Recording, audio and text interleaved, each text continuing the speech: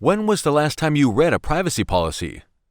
According to various surveys, only 20% of users do that. Are you among them? The recent Face app craze is a good example. When agreeing to the terms of service on the AI-run photo filter app, you granted the app a perpetual, irrevocable, non-exclusive, royalty-free, worldwide license to distribute, publicly perform, and display your user content at any name provided.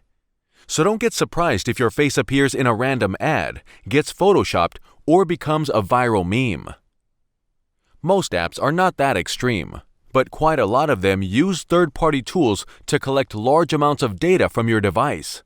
That may include the web pages you visit, any add-ons, and other information that assists the app developers in improving the service.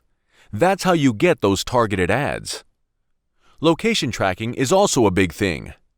App developers can sell it to various advertising companies who want to know where you go and how long you spend there to target you with ads.